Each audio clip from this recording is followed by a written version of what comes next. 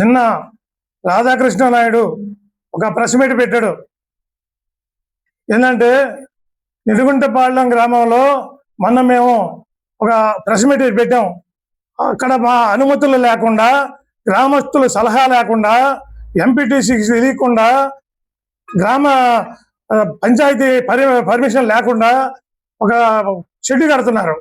ఆ షెడ్ కడుతుంటే దీన్ని ఏదేనికి కడుతున్నారు, ఎందుకు కడుతున్నారు, ఇక్కడ ఏం అవసరం అని చెప్పి మేము అడ్డుకున్నాం. ఆయన్ని తీసుకొచ్చి మేము కాలువ పక్కన కట్టమన్నాం.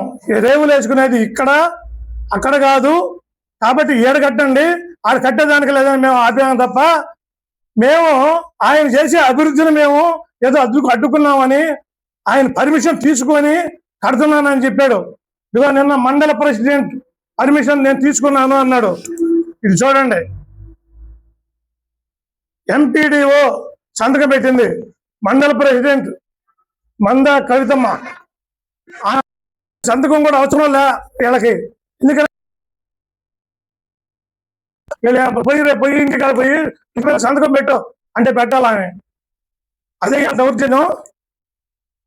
నేను చెప్పాడు కదా, దీనికి సమాధానం ఏం చెప్తాడు రేపు పొద్దున మీడియాలో చూస్తాం.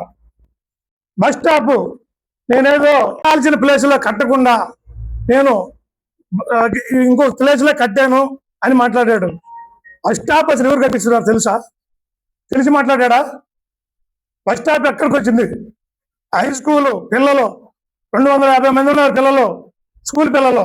వాళ్ళకి ఎక్కడ బస్సులో ఎక్కేదానికి వర్షం వస్తే తడుస్తున్నాల్సిందే, ఎండ వస్తే ఎండుతున్నాల్సిందే. వాళ్ళు ఎక్కేదానికి అసలు ఎక్కడ బస్ స్టాండే లేదు మా నిడుగుంటపాలెంలో. ఇంటికి వచ్చి అయ్యా పిల్లలకి మా టీచర్లకి చాలా ఇబ్బందికరంగా ఉంది, కాబట్టి మాకు ఎక్కడన్నా యూత్లో ఒక అడిగో లేదో మీరైనా ఒక బస్ స్టాప్ ఏర్పాటు చేయండి, మాకు చాలా ఇబ్బందికరంగా ఉంది అని చెప్పి వాళ్ళు మమ్మల్ని ప్రాధాయపడ్డారు. మేము ఆలోచించుకొని సేనయ్య నేను పోయి జెమినీ ఫ్యాక్టరీకి పోయి వాళ్ళతో మాట్లాడాం. మాకు ఒక బస్ స్టాండ్ కట్టించండి, మా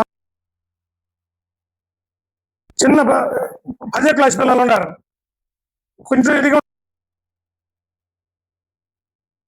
కొంచెం ఇబ్బంది పెడుతుంటారు, ఏదోలా పోతుంటే చేస్తుంటే వాళ్ళకి సేఫ్టీగా మాకు కొంచెం సీసీ కెమెరాలు కూడా ఏర్పాటు చేయాలా అని వాళ్ళని అడిగాం.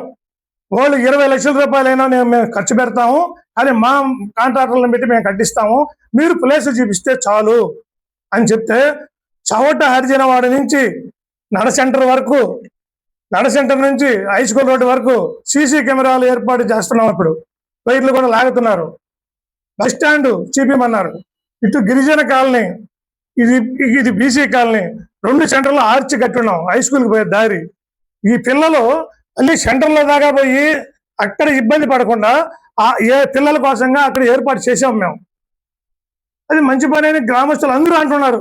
కానీ ఈయనకేందో ఏడెందుకు కడుతున్నారు, 6 గంటలు కట్టాలా, అసలు మాకు మమ్మల్ని అడిగి కట్టారా, పర్మిషన్ తీసుకున్నారా? ఈ పర్మిషన్ ఎమ్మెల్యే దగ్గర సంతకం చేయించుకొని ఫ్యాక్టరీ వాళ్ళకి అంతకు ఇచ్చాం.